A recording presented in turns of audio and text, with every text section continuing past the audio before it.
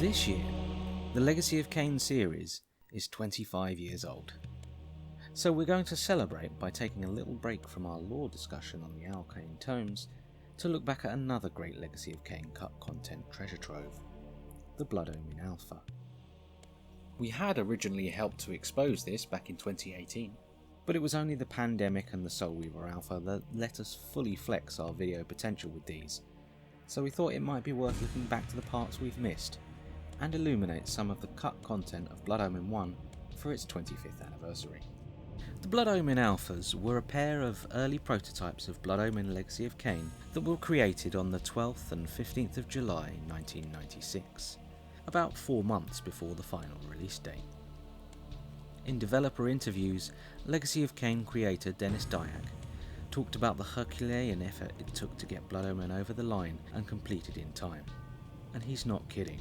A staggering amount of work went on in the last few months of development to get the game from the raw and largely prototype stage seen in the alpha through the largely functional beta dated from September that year to the final version of the game. And a lot of major changes went on which altered mechanics, layout and many other things. The Blood Omen Alpha at times feels like a completely different game. So much has been changed. One interesting thing to highlight is that the 12th of July Alpha isn't technically the earliest version we know of. In its files, the Alphas contain a list of contents from a previous build, dated June 3rd, 1996, that could hint at some even more massive changes. To give a little perspective, though a lot is changed and rearranged in the world and its layout between the Alpha and retail versions of the game, the total number of rooms is roughly consistent, ranging between 576 and 585 rooms. The June build meanwhile lists 942 rooms. That's a massive difference, and one of the reasons the particular pre-alpha version would be of great interest. Unfortunately, it's unknown what happened to that build, whether it was preserved or if it even still exists. But if you do have any leads, do let us or Ben Lincoln at the Lost Worlds know. We'll add some details in the description. So without further ado, let's go through some of the changes and see if we can highlight a few differences.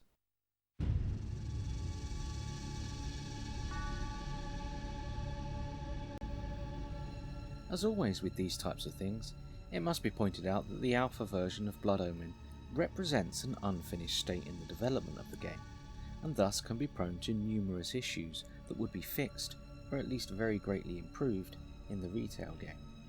Like other developmental versions, the game is prone to crashes, bugs and glitches, and a lot of things do not function as they should. In a similar manner to the Soulweaver Alpha's horrendous optimization and trouble loading, Blood Omen is also a repeat offender for loading times. And yes, in places, it's worse than the lengthy ones seen in the retail game. Loading is also more frequent, with some places on the same map area having breaks that trigger the loading of the next section. Ultimately, it seems that many of the teleporters and the like that were introduced into the world later on were done so to aid loading. There are also other issues that hinder progress, such as numerous doors which do not function correctly, with no passage to the next room. To aid progression, there's an easily accessible button combination to walk through walls, but it can't help if the door trigger isn't there in the first place.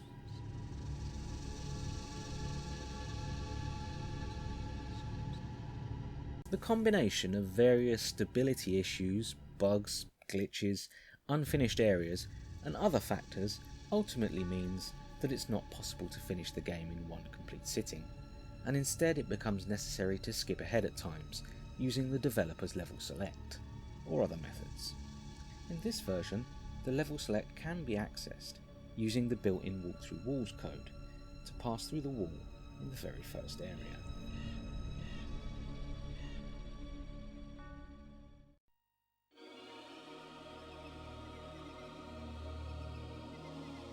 While a lot of the cutscenes in the game appear to be virtually completed, there are some issues with getting them to play at the correct time. Some do not display, some use incorrect lines or placeholder dialogue, but perhaps most notable are those which feature placeholder music.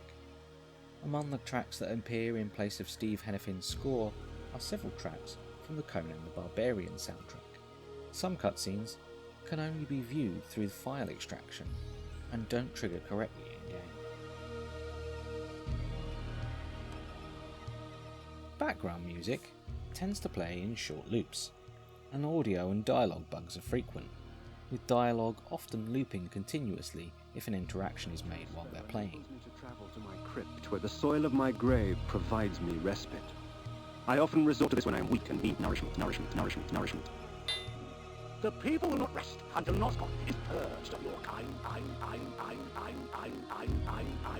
There's also a lot of additional dialogue that is missing or changed compared to the final game, with a number of additional cues, alternate takes, and other information, as well as some that were added to the game only after the alpha, although the importance of the dialogue varies. Reputed to have been ripped from the chest of the greatest vampire to have ever existed, Janos Audron, the Heart of Darkness restores vampiric unlife. It can be used over and over again, but always consumes magical energy from the one who uses it. Life is precious, Janos discovered, as it was torn, throbbing and bleeding from his own body. Some even appear in the wrong places where they appear to be used as placeholders. The cretin squandered life and left it seeping on the floor. Such waste was a travesty. Perhaps Nupraptor needed to be taught a lesson as to the value of blood. Unfortunately, none of the known deleted cutscenes are to be found in the alpha, and it's ultimately unclear if any of them made it past the concept phase, with the notable exception of the FMV of Kain's murder, where screenshots are in circulation. It's also worth noting that some of the incidental cues and sound effects are different.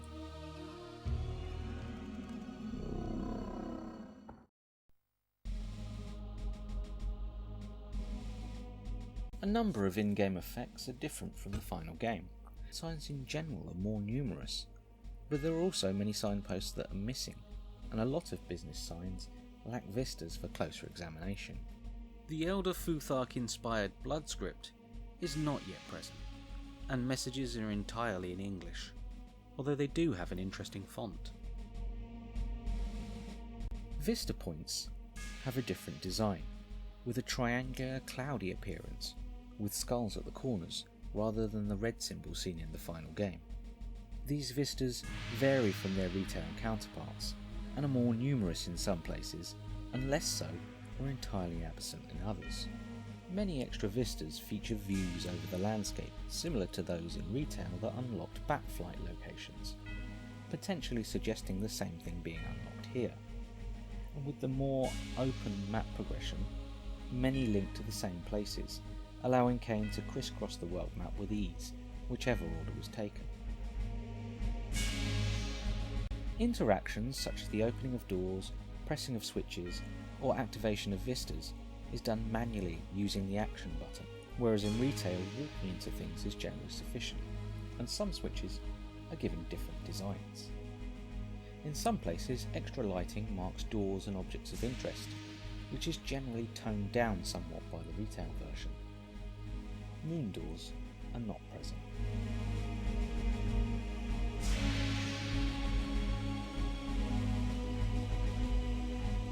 Given it's a vampire game, Blood Omen has a lot of changes in the treatment of blood. For starters, the game can be more gory in places than its retail counterpart, with more sadistic elements, especially in later levels. This is greatly toned down for the retail version, even with the mature ratings it was given. Blood colours also appear somewhat unfinished, with some enemies bleeding different colours than they do in retail.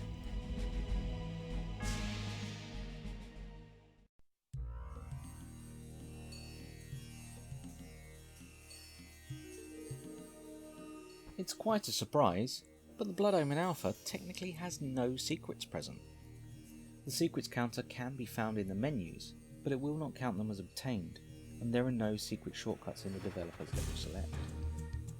Some of the areas that held secrets in the retail game aren't in the game yet, and others, while present and containing power-ups, simply do not count, although on occasion Clicks that appear to be the confirmation of a secret can be heard, but these don't affect the status counter.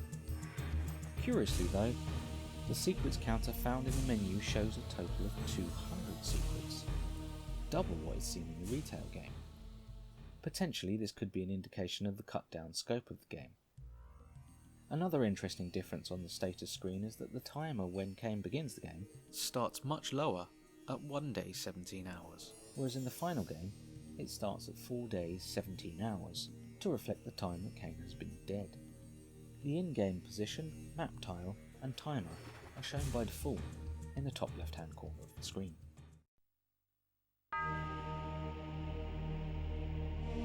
Like the retail game, the Alpha has 9 main blood fountains, 3 of which increase strength, 3 increase magic, 1 provides immunity to rain damage, 1 immunity to snow damage, and the last one gives Kain the Beguile spell. As with the retail version, each one of these is listed under an entry in the developer's level select, and can be found under the map areas coded under the map 10 designation. Some are given in a different order to the retail game, and some of the rooms have glitches, like the snow and rain immunities being swapped over in the game code, a situation which persists into the retail version.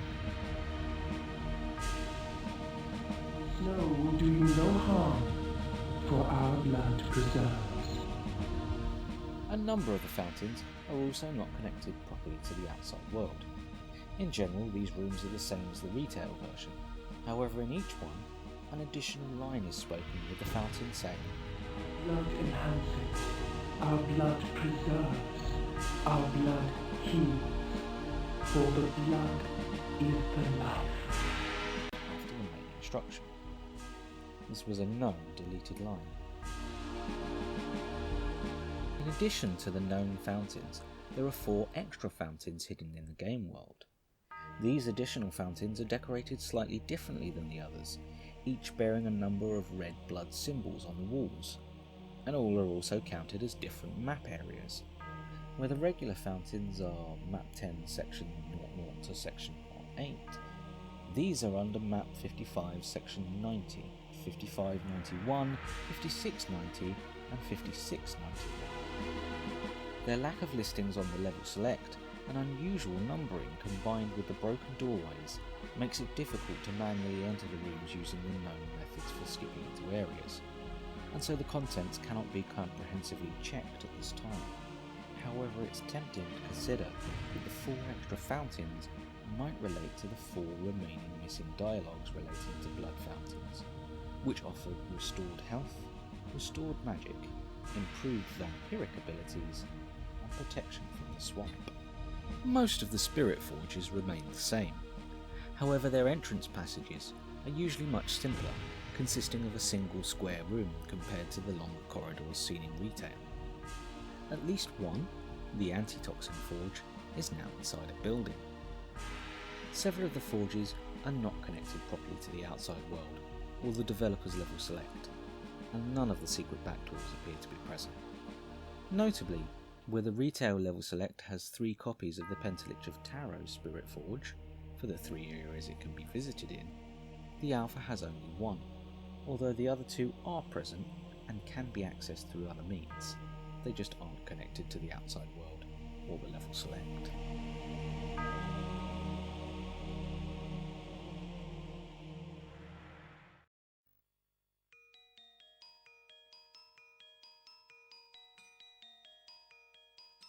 There is a lot of deleted material to go through, and we'll cover the details in further videos, but for a quick taster, there are new spells, different mechanics, new dungeons, new enemies, Vorador's chess match is present, Lupo the Butcher is present, sort of, and many new, heavily changed or unseen areas. Look out for further videos to illuminate more. Join us next time as we look into enemies and abilities in the Blood Omen Alpha.